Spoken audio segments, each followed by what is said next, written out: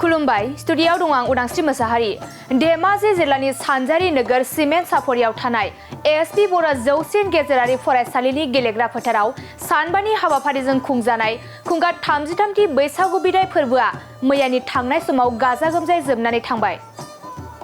हाबाफारि बायदियै गेवलां मेलखौ बेखेवनानै होयो एएसपि बर' गोजौसिन गेजेरारि फरायसालिनि बारग' लोगो गाहाय फोरोंगिरि ललित चन्द्र बर'आ लोगोसे गाहाय आलासि महरै बाहागो लायो मिरु खौसेथि बर' सुबुं आफादनि आफादगिरि मनरन्जन बसुमतारी।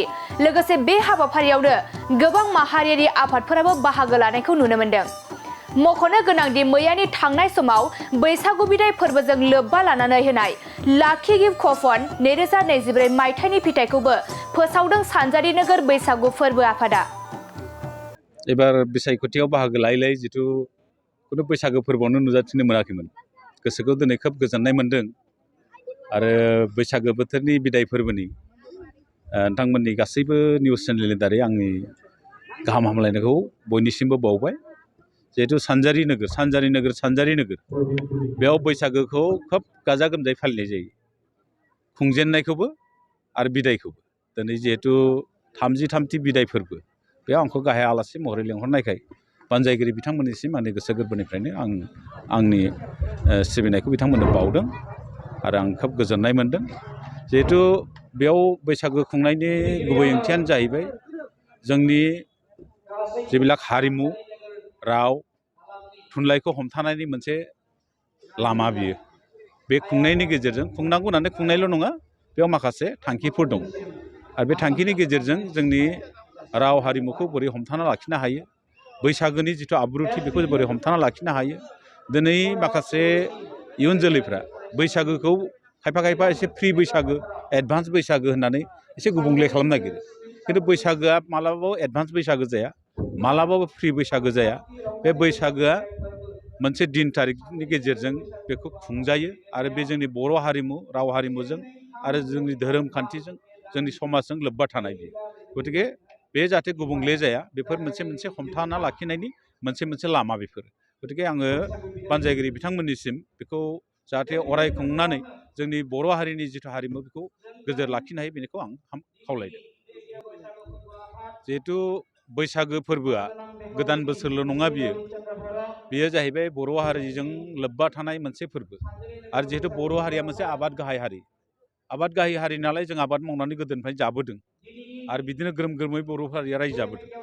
आं दिनै मोनसे खावलायदों इयुन जोलैखौ, जोंनि इयुन जोलैफ्रा दुब्लियाव थांला, आबाद मावनाय हुदाखौ नागारबाय फ्रायानो। जोंथ' कलेज डिग्री पास जाजासिम हालेवदों, दुब्लियाव ओंखारदोंमोन गोदो। खिन्थु दानि आथिखालनि सेंग्राफोरखौ दुब्लियाव ओंखारनायखौ नुला। थारमाने खावलायनाया बेनो, बयबोथ' बेफार मावनानै जाजोबनो हाया, बयबोथ' साख्रि मावजोबनो हाया, मोनजोबा साख्रिखौ। आरो जोङो जिहेतु आबाद मावनायनि गेजेरजों गोनोखो आदाब आरो दानि गोदान टेकनिकफोरजों आबाद मावनानैबो मानसिया रांखान्थिनि गावनि बिथाखौ दाना लानो हायो। आरो जों बुंबाय थादों बेखौनो, माहारिनि गेजेराव जुदि जोङो रांखान्थियारि बिथाखौ जुदि गोजोरै दाना लानो हायाबा, जोंनि जिथु माहारियारि बाद बे गोजोर जानाय नङा। गतिके जोङो जायहा साख्रि मावदों साख्रि भाबै सोलिनांगोन, फालांगि मावनाया फालांगि, खिन्थु आबादावबो जे जों गोसो होनांगौ इयुन जोलैया, आं इयुन जोलैखौ खावलायदों। बैसागु फोरबो आफादा सानबानि हाबाफारिजों मेहेरगोनाङै खुंनो लानाय बैसागु जानाखि बिदाय फोरबो, बे बिदाय फोरबोआव दिनै जोबथि सानावहाय लाखि गिफ्ट कुपन जों मोनसे लादोंमोन। बेजों लोगोसेनो दिनै माखासे खेलफ्रा जालांजोब्बाय, जोबोद मोजाङै जालांदों। आरो जाय नायगिरि बिथांमोनहा दिनै इउटुब चेनेलावबो नुनो मोनगोन, नोंथांमोननि चेनेलनि जुगिदिबो बे सोर प्राइजखौ सोर बबे जायगायाव मोन्दों बेखौ जों दासिमहालागै बुंनो हाथ'वाखै। होमब्लाबो गाबोन समनिहालागै बे रिजाल्टखौ मोजाङै मोनगोन, सोर बबे जायगायाव मोन्दों बेखौ जों मिन्थिनो हागोन। आरो लोगोसे जों सानो जे बेखौ जोङो खुनु 2 नम्बरि जायाखै, जेबो खेलिमेलि जायाखै। जाजफोरनि जुगेदि गासैबो बोसोनगिरिफोरखौ लानानै, रायजोफोरखौ लानानै, गासिबो रायजोनिफ्राय मानसिखौ लाबोनानै, 5 साखरि लाबोनानै बेखौ फिदिंनाय जादों। आरो रायजोनि बेखौ फिदिंनानै जा नाम्बार ओंखारदों बेखौनो जों दिनै बेखौ लिरनो हादों। जों बिराद गोजोननाय मोन्दों। बे लाखि गिफ्ट कुपननि जुगेदि मानसिफोरनि नाजानायाव जोंनि बे बैसागो फोरबो बिदाय फोरबोखौ मोजाङै मोजां खुंफुंनो हादों। जोङो साननैनि उनावहाय बे बान्थाफोरखौ होनो सानदों। दिनैथ' मोना जाबाय बा सम हास्लाबासै, होमब्लाबो जोंनाव रेडि जानानै दंखाजोबो। जोङो साननैनि उनावहायनो बे माने जानाखि प्राइजफोरखौ माने राननाय जागोन।